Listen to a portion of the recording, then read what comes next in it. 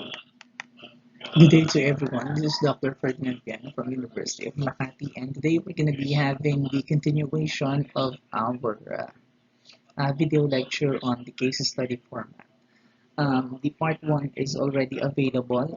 It's a 10-slide, 44-minute video lecture that will showcase the most significant parts of a case study, including the entire elements of all the presentation format needed in answering a case analysis or a case study. So, doon sa part 1 po natin, i-discuss po natin yung ilang bahagi, no, yung first 3 parts, I think, ng ating case study format ay na-discuss na. Ito yung time frame, viewpoint, statement of the problem, and statement of the objectives. Now, the rest of the parts will be discussed in this particular video lecture. Okay? So, before I proceed, once again, I'd like to inform everyone that this video lecture is inspired and at the same time um, made possible because of the information provided by the textbook of Dr. Antonio Errol B. Ybanez Jr. With the title Applied Strategic Management and Business Policy. Okay. So with that, let us proceed now to the next part of a case study format. So apart from the time frame, viewpoint, statement of the problem, and statement of objectives, the next part in the case study format is the areas of consideration. Okay, so a problem or an area of concern does not suddenly emerge from nowhere. There is always a background to it. Offhand, the analyst may ask the question, what do I need to know to solve the problem? So, before tayo mag-proceed sa pag-sagot ng ating or pag-provide ng ating mga alternative courses of action as well as the recommendation and action plan, kailangan po muna nating magkaroon ng extensive analysis of the current status of the organization. Okay? So, ito po yung tinatawag nating mga areas of consideration. Now, to provide the information or to provide the answers needed in this particular part of the case study, kailangan po muna nating tanungin ang ating sarili. With this particular question, what do I need to know to solve the problem? Okay? We have to remember that sa case analysis niyo po is binasa niyo po, kailangan pong basahin yung buong case study. Okay? Kailangan po natin kumuha ng mga importanteng detalye tungkol sa estado ng kumpanyang ating pinag-aaralan. Okay? So, dyan po natin kukunin yung mga tinatawag na areas of consideration. Thus, the decision maker should be made aware of the background of the case so that he can have a total perspective of what needs to be solved. Okay, so kailangan pong yung ating mga analysts, yung ating mga decision makers, the students for that matter, must learn everything that they need to know about the status of the organization being studied. So, kailangan po nilang kumuha ng mga detalyeng kailangan nilang i-consider in making a plan of action or in making an alternative course of action. Once you complete this analysis, you will have a full picture of the way the company is operating and in a position to evaluate the potential of its strategy. So ngayon, after po nating makuha yung mga detalyeng kailangan nating i-consider in making a plan of action or in making our alternative courses of action, then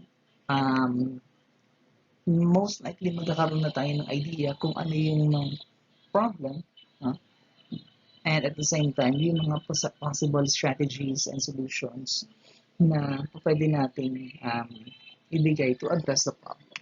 Okay? The analyst must then proceed to organize the facts around the important and relevant information. A fact can refer to a verified information about past or present events which are presented as objective reality. Okay? So, dito po importanteng makuha po ng mga analyst natin yung mga importanteng information or mga facts. Okay, na tinatawag. Okay. Alam ko magagaling ang ating mga millennials at mga Gen Zs sa mga facts na yan. Okay, kaya dapat mabilis po tayo maka-pick up or makakuha ng mga information we consider as facts. Okay, and take note that these facts or information must be verified.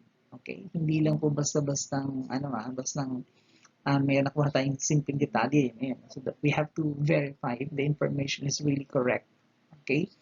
And these can be taken from the past and maybe the present status, conditions, and situations of the organization. Okay, so now if that is not enough, now let's discuss more about the areas of consideration on the next slide. Another important thing that we need to know about areas of consideration are as follows. There are facts that have something to do with the operations. Thus, it is vital that the student wisely sifts and sorts the facts of the case. A productive technique is ranking the facts by listing them from the most important fact to the least important. So another important thing that students or analysts must do in answering their case study is through sorting the facts around the case. Okay, when we say sorting the facts around the case is that tingnan po natin yung mga importanteng bagay na nangyari o nag-transpired sa timeline po ng organization na ating pinag-aaralan. Okay, and from there, gamitan po natin ang tinatawag na ranking techniques. Okay, yung ranking techniques can be done in making the facts or the information that you've gathered, listing them down from the most important to the least important. Okay, at ito yung magagamitin nating basis in designing our alternative courses of action. Okay, yan po yung tinatawag natin mga areas of consideration. Now, to be specific, ano po ba yung mga areas that needs to be considered? Okay, each area of consideration must be related to the functional areas of the management. Okay, the production and operations, yung financial, yung human resource, marketing, R&D, and many other areas of an organization. Okay, so dyan po tayo kukuha ng mga impormasyon na i-consider natin in analyzing the case, and at the same time, yung pag-plot din or yung pag-develop din natin ng alternative courses of action. Okay? Himayin po natin maigi yung mga aspetong yan. Okay? The functional areas of management, to be specific. Okay? Yung mga aspetong yan para makita po natin yung mga bagay na dapat natin pagtuunan ng pansin in developing our own alternative courses of actions. Exhibits must also be scrutinized as they contain relevant and significant information. Yung mga exhibits po, yung mga charts, yung mga table, yung mga graph na pinapakita within the case, wag din po natin isa sa walang bahala kasi minsan may mga nakatagong mga impormasyon at detalye doon na mapapakinabangan po natin in developing our own alternative courses of actions. Okay? Under areas of consideration, dito po magagamit natin yung concept na din-develop po ni Albert Humphrey back in 1960s. No? He calls it SWOT analysis. No? Okay. Of course, it is one of the most popular analytical tool in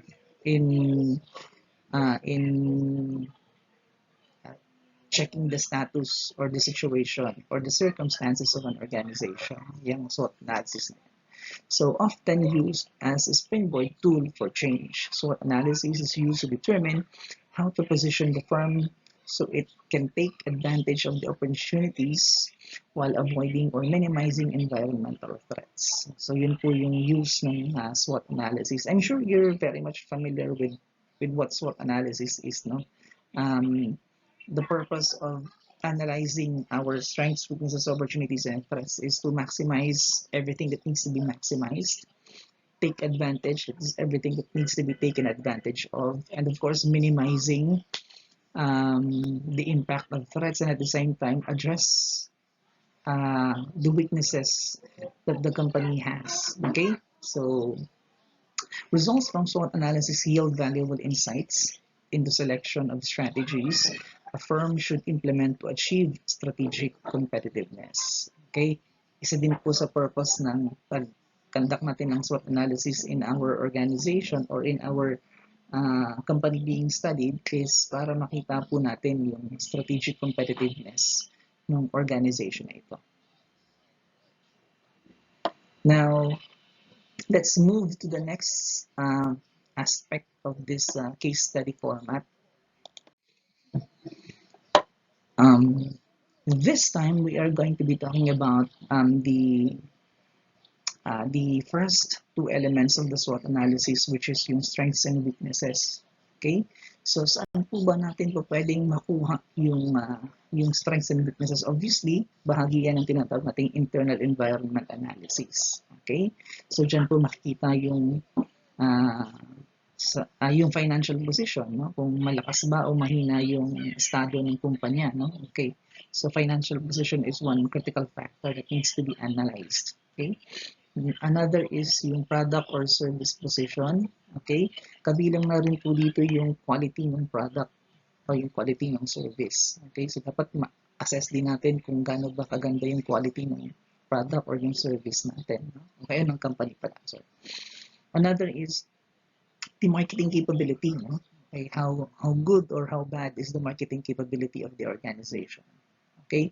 Kasi pa pwedeng dyan tayo makakita ng mga areas for consideration na dapat ayusin, na dapat bigyan ng pansin, dapat palakasin, so on and so forth. Research and development capability is also another criteria, another area of consideration. Human resource or yung organizational structure. Okay, yung organizational structure is yung composition po ng organization.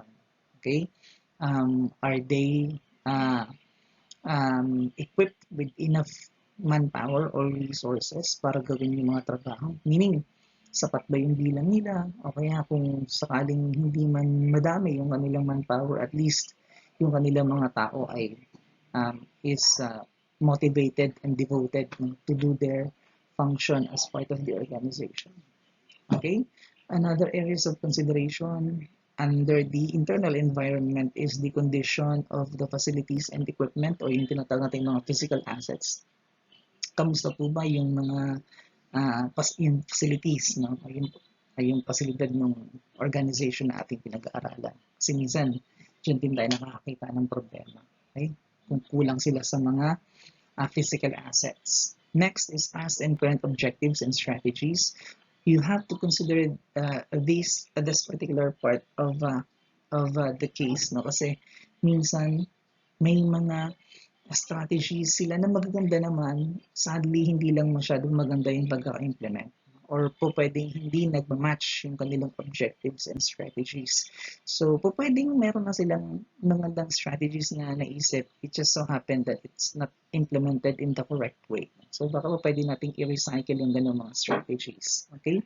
But that's the least of your priorities kasi most likely kung dinesign na nila yan as an objective and a strategy, at nag-prevail pa rin yung problem, so pwedeng hindi nag-work yung kanilang hindi nag-work yung kanilang strategy na yun. Okay? So more about areas of consideration, this time for the external environment naman tayo. Okay? So kung meron tayong internal environment, obviously meron din tayong external environment. Okay? Para po yan sa opportunities and threats ng the two other elements of the SWOT analysis. So dito po ay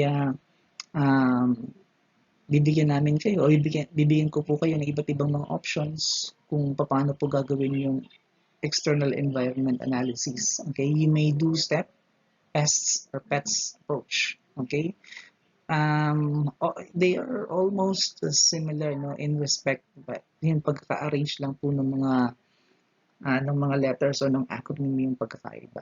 Okay, but as far as these acronyms are concerned, ito po yung mga ibig sabihin nila. S for social forces pertaining to the values, attitudes, and demographics of a population. Okay, so yung social structure uh, nung nung lugar o nung environment kung saan nag-ooperate yung negosyo. Okay? So, yan po yung tinatawag nating social forces. Or yung characteristics ng population, no, in a given area na pinag-ooperatan ng company yung pinag-aaralan. Next is the technological forces. Cover new product services, alternative processing methods, new technologies, etc. So baka yung mga bagay na yan nakaka-apekto po sa takbo ng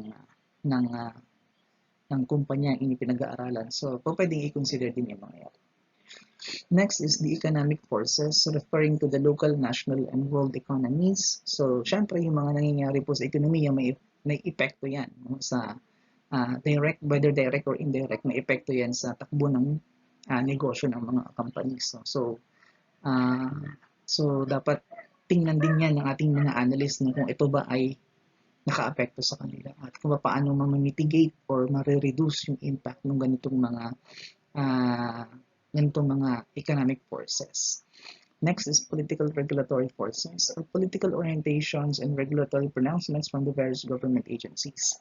So of course, as part of the external environment of any organization, lahat po ng mga may kinalaman sa hakbang or pagkilos or mga policies ng government, no, ay nagkakaroon ng mabigat na epekto sa takbo ng operation ng bawat companies. Okay? For example na lang yung pagbababa ng mga policies ng mga government agencies in terms of, let's say, mga traffic rules, no? Okay. May mga company po tayo na may mga delivery services, okay? Yung kanilang logistics. So maaring maapektuhan dahil po sa paghihigpit ng isang ahensya ng gobyerno para ma-address yung mga problema in terms of traffic, no? So pwedeng maka-apekto yan sa operation ng isang organization. Okay? Yung mga policies o yung mga laws that are enacted that has something to do with access. No? So, apektado yung, hindi lang mga mamamayan ang apektado dyan, no? Most definitely, pati yung mga companies din. So, kung itong mga policies na to ay hindi masyadong advantages on the part of the company, so kailangan hanapan ng paraan kung paano ma-reduce o ma-mitigate yung epekto nitong mga batas na ito. Okay, so once we're through with the areas of consideration with the use of the SWOT analysis, no, and the internal and external environment analysis, we now proceed to the alternative courses of action. Okay? So, kung nagawa na po natin yung extensive research, no, and extensive gathering of relevant information from the areas of consideration, we are now ready to proceed with the ACA, no, o yung alternative courses of action na tinatawag. So, what exactly is an alternative? An alternative pertains to an option of two or more different approaches available at hand. Okay? So, pag sinabi po nating alternative, meaning meron tayong iba't ibang mga options na available at pipiliin na lang po natin, no, kung ano po sa mga options na to or mga alternatives na to ang most fitted, no, sa isang particular na situation. What about course of action? A course of action refers to the strategies or solutions identified to attain the objective and solve the problem. Okay? Yung course of action naman daw po ay tumutukoy sa mga strategies and solutions which we think we if used properly, will achieve the objective and at the same time solve the problem. Okay, so yan pong dalawang bagay na yan ang ating pagtutuunan ng pansin dito sa particular part ng ating case study format. Okay, and in fact, ito po yung isa sa mga pinaka-importanting bahagi ng case analysis din, no? Just like, of course, problem statement, no? And areas of consideration, kasi ang alternative courses of action will determine kung ano po yung mga solutions and strategies na dapat po nating ilatag para ma-solve or ma-address yung problem ng organization. Okay, the ACA must be mutually exclusive, meaning it can stand alone or independent of each other. Okay, there should be at least 3 alternatives for business level and for corporate level strategies. So dapat po yung mga ACA natin or yung mga alternative courses of action natin must be independent and can stand alone. Meaning, yung isang alternative courses of action is purely independent and separate and distinguished from the other ACAs. So magkanya-kanya silang linya ng pantatahakin. Okay? So parang kung nakita nyo po dito sa ating illustration, yung kinuha po nating image to demonstrate what alternative courses of action is. So nag-iba-iba sila ng daan. So ibig sabihin may kanya-kanya din silang mga importanteng kailangang trabahuhin. Okay? So kaya dapat independent sila from one another. A good ACA must be, number 1, relevant and appropriate. Number 2, novel and ingenious. Number 3, convincing, effective, potent, or powerful in action. Number 4, doable or realistic. Number 5, consistent with the facts of the case. Now, all these 5 are somewhat self-explanatory naman, so I trust that our analysts and our students can easily comprehend what these 5 characteristics of ACA are all about. Okay, now let's learn more about alternative courses of action on the next slide. Alternative courses of action are using creative imagination, identifying possible solutions to be considered. One must learn to draw the fine line between alternative that is stroke of genius and an alternative that is harebrained, no? Or yung tinatawag nating parang ordinaryong idea lang. So dapat sa alternative courses of action natin is merong stroke of genius na tinatawag, no? At hindi lang siya simpleng idea. Okay? So dapat medyo creative, maggamitan ng ingenuity, maggamitan ng creative imagination, no? In designing or in developing a particular strategy on how to solve a particular problem. Okay? Remember that there is no single best solution or one right answer to a case. As novelist Jamie Ford said, the hardest choices in life aren't between what's right or wrong, but between what's right and what's best. Okay? So, then I'm sure you will totally agree with what Jamie Ford mentioned in this particular novel, no? In his particular novel. Hindi naman talaga mahirap piliin kung ano yung tama sa mali. Okay? Mas mahirap yung gawin yung decision between what's right and what's best. Okay? So that's the greater challenge. Okay? Therefore, students or the analyst must make their recommendations feasible and well within the firm's resources and capabilities. So be specific and be realistic. So yan po yung mga dapat po nating tandaan, no, when we are designing or developing our alternative courses of action. Postponing a decision is the same as deciding to perpetuate the existing problematic situation in the worst possible decision. Okay? So dapat yung mga magiging alternative courses of action natin must be for implementation, for immediate implementation. Hindi na po natin dapat patagalin, no, yung pag-implement ng ating plan of action or ng ating alternative courses of action. Kasi po, mas lalo lang pong mapoprolong yung problema. Okay? And besides, in a case analysis, dapat talaga magbigay tayo ng solution sa problem. At hindi dapat uh, i-postpone yung ating mga decisions. So I don't think this particular bullet will be a problem for our students, not for our analysts. Kasi syempre, pagka pinagawa kayo ng case analysis, um, make sure that the decisions that you are going to make about the problem of our uh, company being studied must be implemented right away.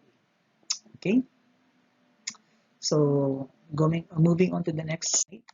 Okay, now this is the next part na po of our case study format. After po natin sa areas of consideration, we if the next is some alternative courses of action, and then next to that is the analysis of the alternative courses of action. Okay, under this particular part, uh, try asking this question: if implemented, will your objective be attained?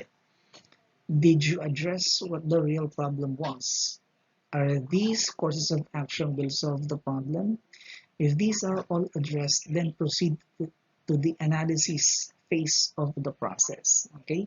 So kapag ka nasa analysis of the ACA stage na po tayo, we have to ask ourselves these questions. Okay? And if we think that these questions are all addressed, then we can now proceed to the next phase of the process, which is analysis of the alternative courses of action. Okay?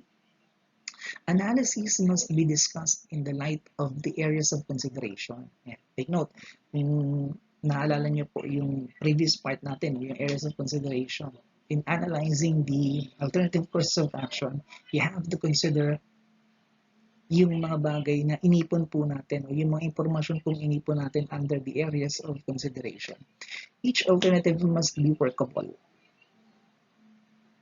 in order to match the firm's strengths, capabilities, and core competence. Furthermore, if it can capitalize the strengths and addresses the weaknesses. So, yung ating pag-analyze po ng alternative courses of action must be workable daw. Okay, in order to match the firm's strengths and capabilities, no, and their core competence. Meaning, in designing our or in analyzing our alternative courses of action, dapat tinignan po natin yung strengths at yung kakayanan po ng organization. Okay? Kasi po kung hindi po consider yung mga strengths and capabilities ng organization na ating pinag-aaralan, chances are hindi rin po ma-execute or ma-implement yung ating mga alternative courses of action. Kasi po, posibleng wala silang budget, no? Posibleng wala silang enough na manpower to execute the plan or to execute the program.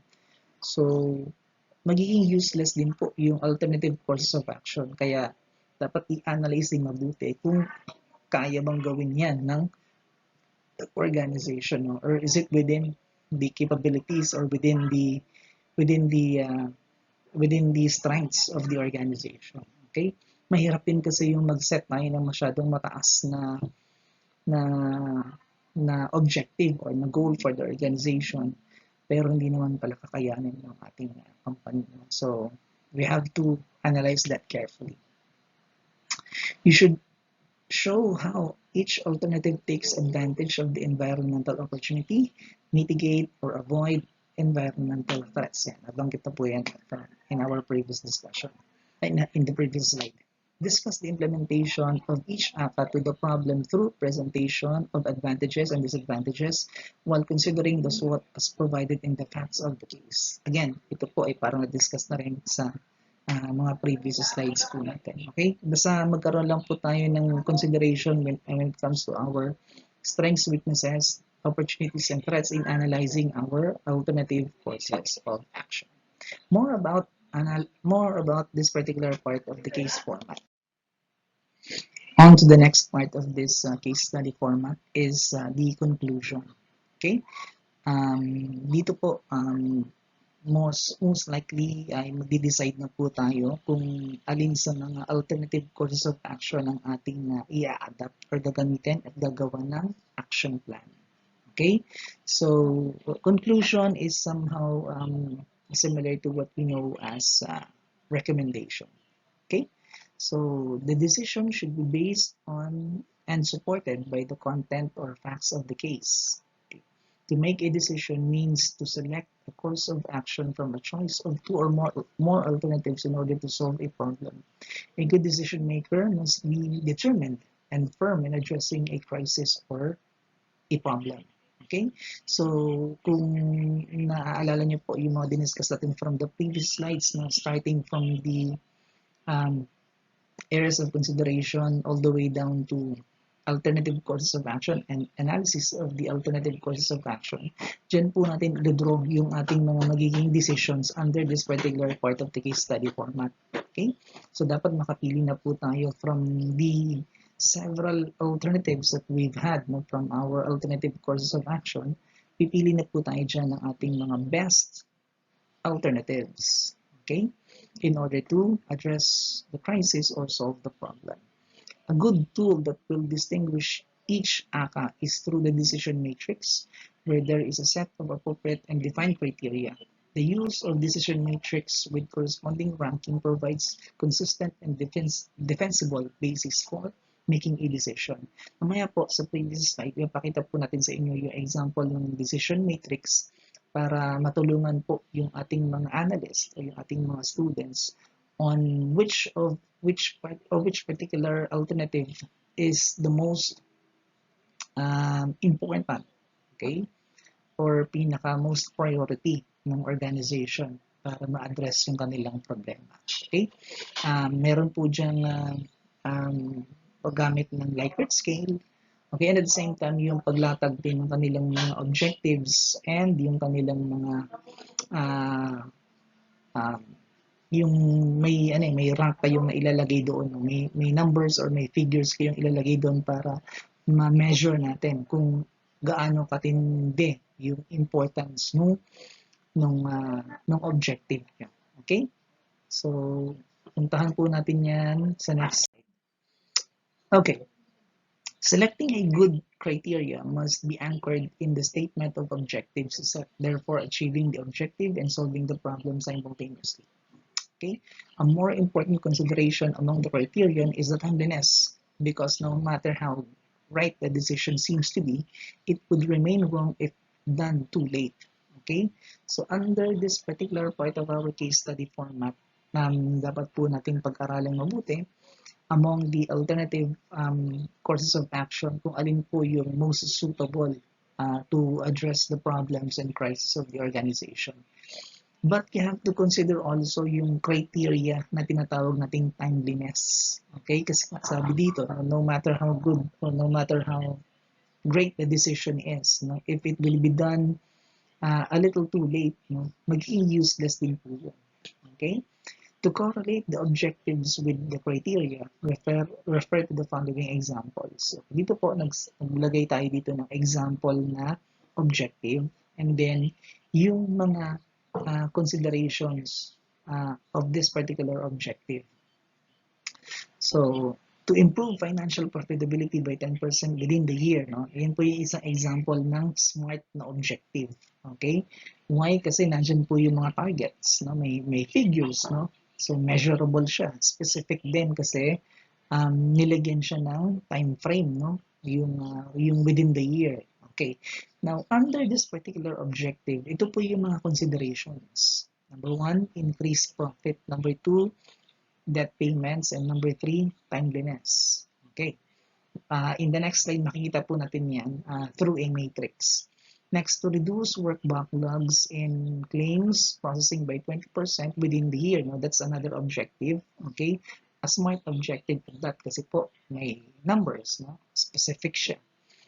Measurable din kasi nga may percent na nakalagay dyan. And time-bound kasi po nilagay din within the year. Okay? Now, under this objective, ito po yung mga considerations. Decrease work backlogs, promote time frame, and promote teamwork, and lastly is yung timeliness. Now, over to the next slide for the next part of the conclusion. Ayan, okay. In making a decision, first, the analyst must compare and contrast the advantages and disadvantages for each alternative.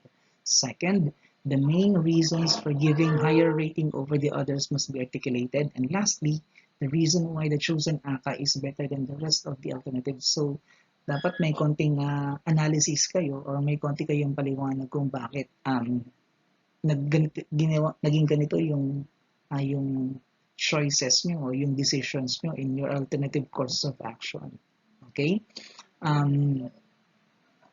Using a Likert scale is advisable tool in making a decision. Please refer to the table for guidance. Okay. Andito po yung objective na sinate natin kanina, no? Yung dalawang objective from the previous slide. At nandito rin yung mga considerations of each of the objectives. Okay? So, tapos yung yung Likert scale natin na ginamit na interpretation are as follows. So, most important, slightly important, and least important. Okay? So, nandiyan din po yung mga factors na binanggit na from the previous slide. Okay? And then, aling ACA po yung gagamitin nyo kung ganito po yung ating objective. Okay?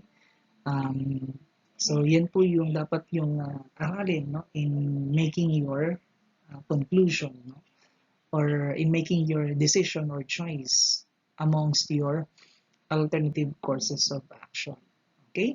I'm sure you will be asking yourself now, ilang alternative courses of action po ba dapat ang isite or piliin under conclusion? So, normally, a single alternative course of action as your main choice, no, or as your main strategy in addressing the problem of the organization is acceptable, pero much better din po kung meron kayong 2 to 3 alternative courses of action which you intend to use or which you intend to implement in order to address the problem. Kasi hindi rin naman talaga kakayanin na isang course of action lang to address all the problems. Okay? So, it's a case-to-case basis, to be honest, no? Lalo na kung medyo malaki yung organization at medyo mahaba din yung case study. Okay?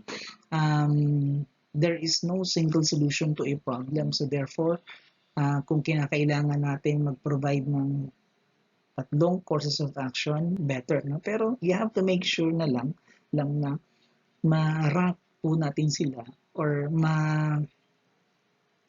ma-assess natin sila or ma-analyze natin sila according to the degree of importance or according to the degree of priority.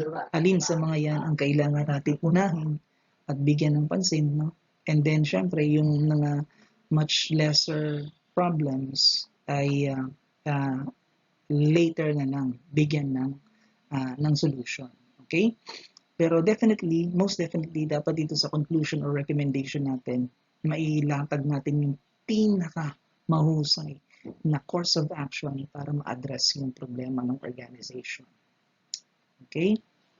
By the way, ito pong matrix na to, you don't need to present this in the case study presentation. Okay? Hindi na po kailangang isama, no? Pero pwede siyang ilagay doon na lang siguro sa appendices. Okay? Appendices, no? Meaning dun sa pinakahuling mga pages na lang po ng inyong case analysis. Okay? Pero siguro during the defense, no? Okay, kapag dinidepensa niyo na po yung inyong papel, pwede niyo pong ipakita ito in your PowerPoint presentation para magkaroon lang tayo ng idea, yung mga guest panel or guest critic po natin, magkaroon lang ng idea kung paano kayo nag-arrive, no, doon sa ganong uri ng decision. Okay? Pakita niyo lang po itong matrix na ito. Next. Okay. So once we've identified kung ano po yung course of action na gagawin po natin o na gagamitin at i-apply po natin to solve the problem of the organization, the next step that we need to do is yung tinatawag na action plan. Okay? So, sa action plan po is ididetalye na po natin yung mga hakbang o yung mga steps na gagawin po ng ating company para ma-solve po yung kanilang problema o yung mga crisis na kinakaharap nila. Okay? A plan, part of making a decision is ensuring that it is enacted. A decision without action is useless and incomplete until one prepares a plan of action. Okay? Wala pong silbi or wala pong kwenta ang magandang plano or ang magandang strategy and decision at the same time kung ito po ay hindi rin i-implement. An action plan is a series of activities in order to implement the chosen ACA. To achieve the stated objectives, okay? An effective plan of action must contain the following. Okay, so a series of activities in order to implement the chosen ACA to achieve the stated objective. So meaning, kailangan po nating i-plan out, no?